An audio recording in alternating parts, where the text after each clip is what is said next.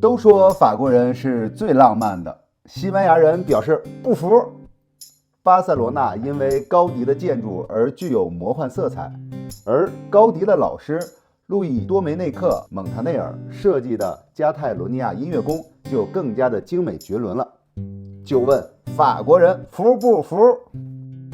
咱们事先说好啊，参观音乐宫最重要的一个个人的技能是什么呢？首先，你必须要有想象力，同时呢，你还必须要有感受力。好，记住这2点。现在我们开始逛一逛这个加泰罗尼亚的音乐厅啊，和一般的音乐厅是不同的。它这里啊，整个音乐厅打破了以往大家觉得音乐厅特别沉闷单调的样子，到处都是丰富的细节，自然中的植物与花的元素啊，随处可见。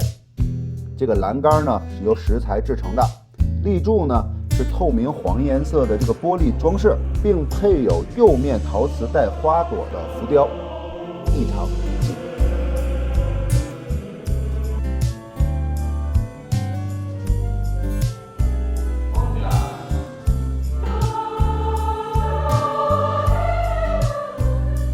这座音乐宫啊，内部有4层，1楼是咖啡厅和纪念品的商店，2楼以上呢是舞台和观众席，2楼呢有一个小型的博物馆，里面展出的全是关于加泰罗尼亚地区的演奏家、作曲家和建筑师蒙塔内尔的作品和塑像。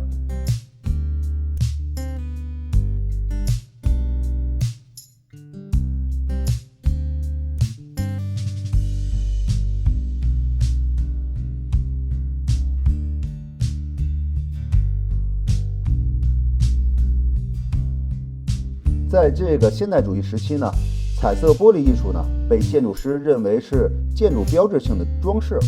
这扇门被设计成为带有花卉主题的彩色玻璃门，你看是不是挺漂亮的？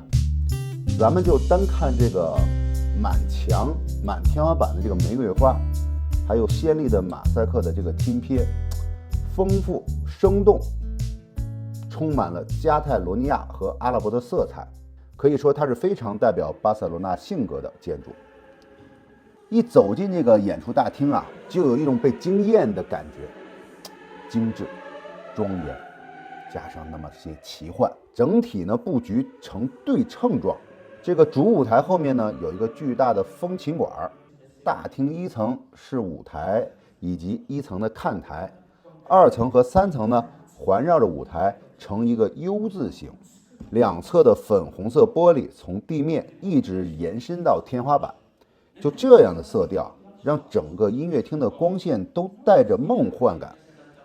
大家一进来这个音乐宫，是不是就看到很多的这个玫瑰花的这个雕塑呢？我告诉你啊，它呢是有隐喻的，它来自于加泰罗尼亚最爱的故事《圣乔治斗恶龙》。里面的元素充满了建筑师的各种隐喻啊。据说龙死后的鲜血幻化成娇艳的玫瑰，所以呢，这个里面它没有龙，它就有玫瑰，对吧？而顶上的这些玫瑰雕塑周围啊，都有像纽扣一样的小孔，寓意玫瑰是被绣在天花板上的。至于为什么是红白2种颜色的玫瑰呢？是因为代表圣乔治的这个旗帜呢是红白2色构成的。这个圣乔治旗呢，也和加泰区旗一并出现在两边的彩色玻璃上，两边立柱顶端的这个犹如孔雀开屏的柱头，同时象征着太阳的光芒。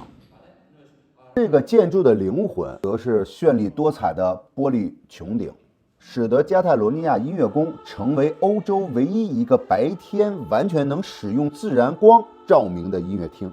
整个玻璃马赛克的这个穹顶由冷色到暖色渐变过渡，形态呢也从平面逐渐隆起，形成一个水滴状，犹如海上升起的太阳一般。仔细看蓝绿色部分是2圈40位女性的天使形象，它就像天使合唱团一样围绕着太阳周围，而且随着时间的变化会发出不一样颜色的光线。演出的时候呢，穹顶上的圣光洒下来，配合着西洋乐或高昂或悠扬的音乐，你会发现这个建筑啊有了什么呀？生命。你自己品是不是这样？这个高迪的老师多梅内克娴熟的运用各种各样的风格和不同的素材元素，用建筑描绘了一个史诗级的故事，并巧妙兼顾了音乐厅的声学要求。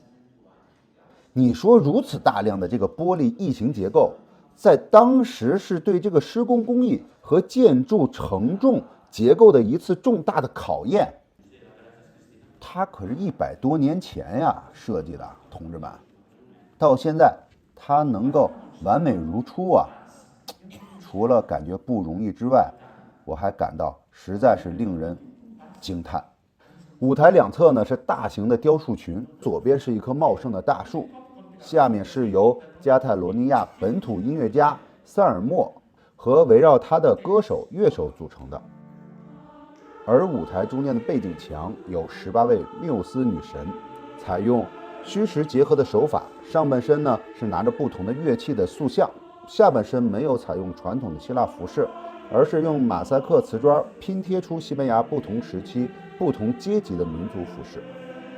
右边有驾着战车的女神瓦尔基里，战神的下面呢有贝多芬的雕像，整组雕塑气势磅礴，动感十足，向着要踏着节拍奔向观众。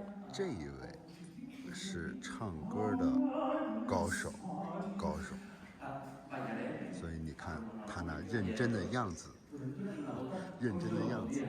李老师认真的样子。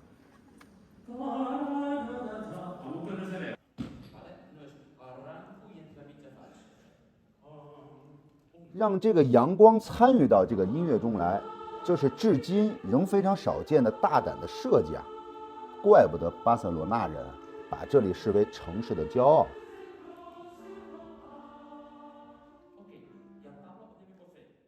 加泰罗尼亚音乐宫始于1905年，1908年竣工。多梅内克在短短的3年就建造了一座精致美妙的建筑。相比好像永远都建不完的圣家堂来说，可以说效率奇高了。你看圣家堂又躺枪，没办法嘛，实事求是嘛。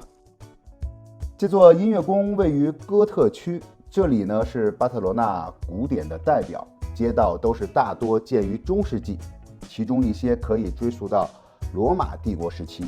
方形的罗马城墙的遗迹依然屹立着，建筑之间间隔狭小，站在街道上会有一线天的错觉。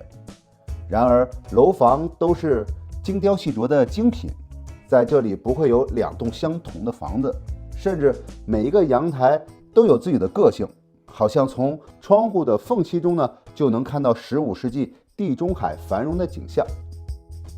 在19世纪末和20世纪初的时候呢，在巴塞罗那的这个现代主义风格盛行。除了陶瓷装饰风格之外呢，还结合了不少阿拉伯建筑的风格，古典的拱券呢和各式的彩色窗户随意组合，像搭积木一样，没有特定的章法和规矩。奇装异式的塔楼和圆顶更让它充满了童话的色彩，让人感觉却是一个充满想象力的艺术品。这些看似不太相关的元素被组合在一起，其实这里的每一个小细节都蕴含着建筑师非常大的野心。除了表现音乐厅常规音乐相关元素以外，它加入了非常多的加泰本土化的元素，还有革命的情怀。你想，当时是个独裁的背景下，它是呼唤民主共和的。从音乐厅出来呢，是一个休息厅，这里面也是咖啡厅和餐厅。这里把音乐和巴塞罗那的日常生活相连。这里运用了加泰罗尼亚建筑特色的砖拱结构、锻铁的栏杆以及装饰着各种花朵的柱子，不同类别的元素呢搭配到一起，我想这也寓意着音乐性的包容吧。把这一切美好汇聚在这座空间里，饱含了建筑师路易多梅内克蒙特内尔对这片土地的深爱。我想乐曲是真正能抒发情感的，即使在当年没有视觉媒体的年代，当音符悠扬围绕着你的时候，身在其中的人一定会有着不一样的感动吧。音乐宫出来，我们现在又要去毕加索博物馆。同志们辛苦了啊！是我们的小伙子方队，靓女靓妹。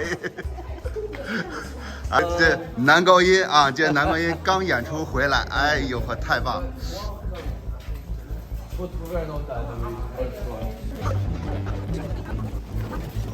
我跟你讲，10岁篮球是你第2个运动。篮球我是现在是